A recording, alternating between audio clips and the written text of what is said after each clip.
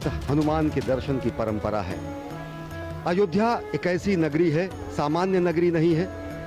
इसने साक्षात परम ब्रह्म का अवतरण देखा है। परम ब्रह्म का अवतरण इसी अयोध्या नगरी में हुआ। राम नगरी बनने का गौरव इसे और विलक्षण बनाता है। भगवान श्री राम अगर अगम, अगोचर और अनंत हैं, तो अयोध्या नगरी का अस्तित्व अनादिकाल से अद्भुत, अलौकिक और अक्षुण्य है। श्री राम नाम ही अयोध्या को संस्कृति के सर्वोच्च शिखर पर बैठाता है। भगवान श्री राम कोटि कोटि जनगण के मन और हृदय में वास करते हैं। प्रधानमंत्री नरेंद्र मोदी पहुंच चुके हैं हनुमानगढ़ी। परंपरा का निर्वहन करते हुए प्रधानमंत्री यहां पर पवनसुत हनुमान के दर्शन करेंगे। सीढ़ियों को चढ़ते हुए भारतीय वेशभूषा में, परंपरागत परिधान में प्रधानमंत्री नरेंद्र मोदी और उत्तर प्रदेश के मुख्यमंत्री योगी आदित्यनाथ इस समय पहुंच चुके हैं भगवान हनुमान के दरबार में। और साथ ही साथ यहां पर आप देख रहे हैं कि हस्त प्रक्षालन कर, अपने जूतों को उतारकर हस्त प्रक्षालन कर अब वो परंपरागत तरीके से हनुमान जी के दर्शन के लिए अभिमुख हो रहे हैं। माननीय प्रधानमंत्री महोदय का आगमन हो चुका है हनुमंत लाल के दरबार में और वो अब पूजन अर्चन करेंगे। मुख्यमंत्री उत्तर प्रदेश योगी आदित्यनाथ जी उनके साथ साथ हैं। हनुमान गढ़ी के भीतर प्रवेश करते समय जब आप चलते हैं ये परिक्रमा मार्ग से जिधर से प्रधानमंत्री जी जा रहे हैं, तो हनुमान बाहुक सुंदरकांड, हनुमान चालीसा उत्कीर्ण है संगमरमर के प्रस्तरों पर।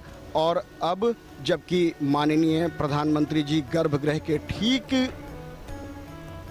सामने पहुंच गए हैं और वो पूजन अर्चन परंपरागत ढंग से कर रहे हैं।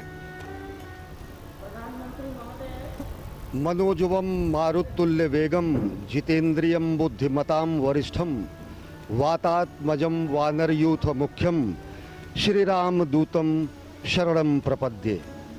भगवान हनुमान श्री राम भगवान के अनन्यतम भक्त माने जाते हैं और ये परंपरा है कि अयोध्या धाम में पहुंचने वाला हर व्यक्ति सर्वप्रथम भगवान श्री राम के अनन्यतम भक्त पवनसुत हनुमान के दर्शन करेगा।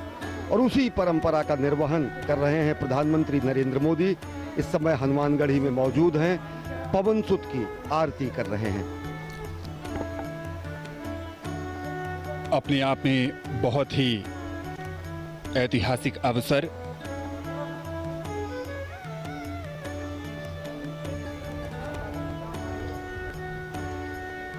प्रधानमंत्री नरेंद्र मोदी हनुमानगढ़ी में राम भक्त हनुमान की अर्चना करते हुए और अब परिक्रमा कर रहे हैं।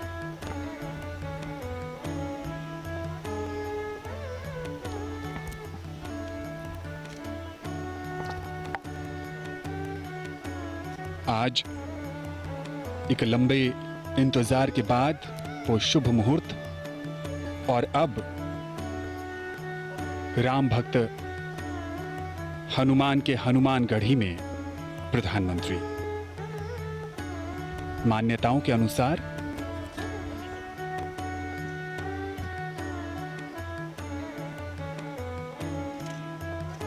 हनुमान जी का राज तिलक यहीं हुआ था।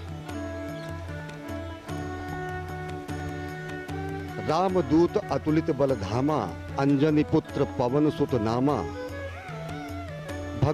भगवान हनुमान पवनसुत कहे जाते हैं और अंजनी पुत्र कहे जाते हैं। और सबसे बड़ी बात जो भगवान हनुमान को रामदूत की जो संज्ञा मिली हुई है वो उन्हें और विशिष्ट और विलक्षण बनाती है। और एक प्रतिबद्धता संपूर्ण विश्व के सामने स्पष्ट रूप से आती है जब खुद भगवान हनुमान ये कहते हैं कि राम काज कीन्हे बिना मोहि कहाँ विश्राम। और आज वही प्रतिबद्धता जो कि कही जाती है कि त्वदीयाय कार्याय बद्धा कटियम, यानी कि मातृभूमि के कार्य के लिए हम प्रतिबद्ध हैं, कटिबद्ध हैं। आज उसी प्रतिबद्धता के परिपूर्ण होने का दिन है और आज प्रधानमंत्री नरेंद्र मोदी के कमलों से भूमि पूजन होगा भगवान श्री राम के जन्म स्थल पर दिव्यतम भव्यतम निर्माण मंदिर के निर्माण के लिए। और वो वही प्रतिबद्धता है भगवान हनुमान की प्रतिबद्धता कि राम काज कीन्हे बिना मोहि कहाँ विश्राम। और ये उसी प्रतिबद्धता का प्रस्फुटन है, ये उसी प्रतिबद्धता का उदाहरण है जो कहा जाता है त्वदीयाय कार्याय बद्धा कटियम। माननीय प्रधानमंत्री महोदय को हनुमानगढ़ी की उस परंपरा के अनुसार वो एक भेंट की गई सिर पर एक मुकुट जिसे उन्होंने धारण किया बहुत ही श्रद्धा के साथ। और वो एक प्रतीक होता है कि जो काज वो मन में लेकर आए थे वो पूर्णता को प्राप्त होगा। आशीर्वाद प्रदान होने की एक सनातन परंपरा का निर्वहन किया गया वहाँ के गद्दी नशीन द्वारा। माननीय प्रधानमंत्री जी ने बहुत ही श्रद्धा के साथ उसे ग्रहण किया। अयोध्या आज पूरी तरह से खुशी से नृत्य कर रही है, वो झूम रही है। आज उसके आराध्य उनके इष्ट भगवान प्रभु श्री राम का, जो कि रामलला विराजमान के रूप में जन्मभूमि परिसर में विराजते हैं, उनके भव्य भवन का निर्माण होना है। आज भूमि पूजन के साथ कार्यारंभ होना है। उसी कड़ी में माननीय प्रधानमंत्री महोदय ने हनुमानगढ़ी का दर्शन किया और अब वो जन्मभूमि परिसर की तरफ आएंगे। और रहा सवाल अयोध्या का, तो अयोध्या साक्षी बन रही है उस ऐतिहासिक घड़ी के। ये जो इतिहास लिखा जा रहा है उस इतिहास का साक्षात्कार करना अपने आप में एक दिव्यता की अनुभूति है। अयोध्या का जिक्र जब भी किया जाता है उस धार्मिक शहर के साथ श्री राम और सरयू नदी का महत्व भी हमेशा से ही सामने आता है। रामलला, उनके साथ भाई भरत, लक्ष्मण, शत्रुघ्न, साथ में हैं राम भक्त हनुमान, शालिग्राम और प्रधानमंत्री। हनुमानगढ़ी के बाद अब रामलला के दर्शन और पूजन के लिए आएंगे। राम का रामत्व उनकी संघर्षशीलता में है। राम के संघर्ष से साधारण जनता को एक नई शक्ति मिलती है। कभी न हारने वाला मन, विपत्तियां हजार हैं। राम रोते हैं, बिलखते हैं, पर हिम्मत नहीं हारते हैं। सरयू के तट पर पिछले कुछ दिनों से भव्य तैयारी की गई है। दिव्य आरती का आयोजन किया गया। इस पूरे उत्सव को एक मनभावन रूप दिया गया और विहंगम नजारा अपने आराध्य, अपने प्रभु मर्यादा पुरुषोत्तम राम को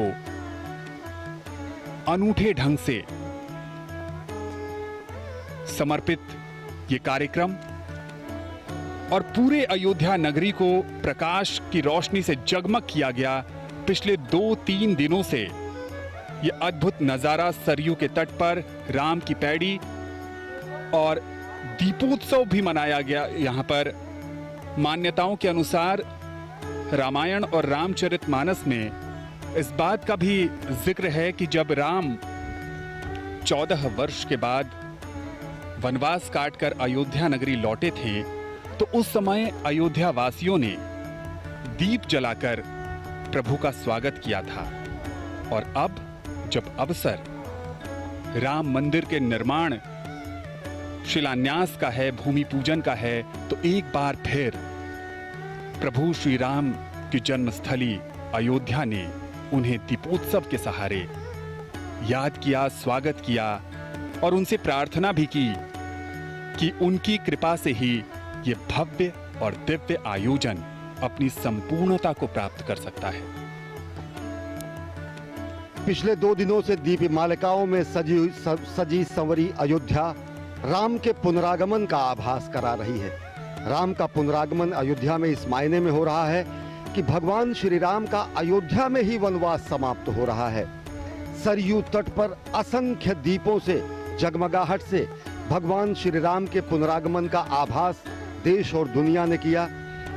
भगवान श्री राम यहाँ के रोम रोम में विराजते हैं और अब जब वो क्षण आया है जिसका युगों युगों से लोगों को इंतजार था, तो संपूर्ण अयोध्या अपने संपूर्ण यौवन रूप में, अब अयोध्या के वैराग्य में अब सौभाग्य का उदय हुआ है और संपूर्ण सजी संवरी यौवन रूप में अयोध्या इस युगांतकारी क्षण के साक्षात के लिए तैयार है।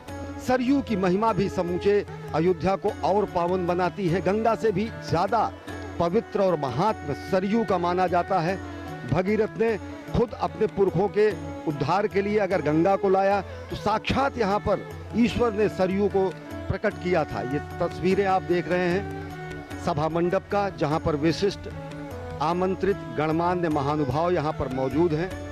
तस्वीरों में आप अनेक लोगों को आप पहचान सकते हैं और साथ ही साथ यह दृश्य है गर्भगृह का, जहाँ पर प्रधानमंत्री नरेंद्र मोदी देश के विद्वत, काशी विद्वत परिषद और लब्ध प्रतिष्ठित कर्मकांड विशेषज्ञों की मौजूदगी में अभिजीत मुहूर्त में भूमि पूजन करेंगे।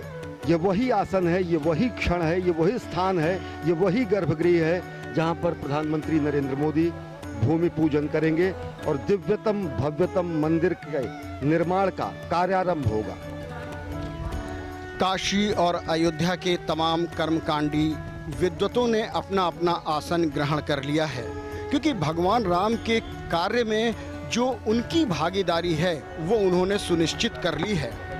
क्योंकि मर्यादा पुरुषोत्तम भगवान राम एक ऐसी अद्भुत मर्यादा है जिनका पालन किया जाता है। राम हमारे समाज के लिए एक आचरण है जिन्हें हम अपने स्वभाव में ढालते हैं। राम एक जीवन शैली है जिसे हम प्रतिदिन जीते हैं और जीने की प्रक्रिया में हम सुख और आनंद पाते हैं। कष्टों, दुखों, विपत्तियों, आपत्तियों में किस तरह से धैर्य धारण करना है, ये हमें प्रभु श्री राम सिखाते हैं। सीमित संसाधनों से अजेय पराक्रमी को भी परास्त करने की कला हमारे राम जी ही हमें सिखाते हैं। और इसीलिए राम किसी देश, काल, जाति, धर्म या पंथ से बंधे नहीं हैं। पूरे विश्व में राम को एक आदर्श, एक मर्यादा और एक आचरण के रूप में पूजा जाता है। राम अखिल ब्रह्मांड के नायक हैं। थाईलैंड में जो रामायण चलती है उसे रामकियन के नाम से जाना जाता है। बैंकॉक के शाही बुद्ध मंदिर पर कहें तो वहाँ भी राम कथा का अंकन मिलता है। इंडोनेशिया में राम को राष्ट्रीय पुरुष माना गया है और रामायण को वहाँ के लोग अपनी सांस्कृतिक धरोहर कहते हैं। मलेशिया की बात करें तो वहाँ भी कठपुतलियों से राम कथा का मंचन किया जाता है, जिसे हिरायत सेरी रामा कहते हैं। सुदूर रसिया में वर्षों पहले एलेक्साई वारानिकोव ने रशियन भाषा में रामायण का अनुवाद किया। पादरी एटकिंस ने सबसे पहले श्री रामचरितमानस का अनुवाद किया।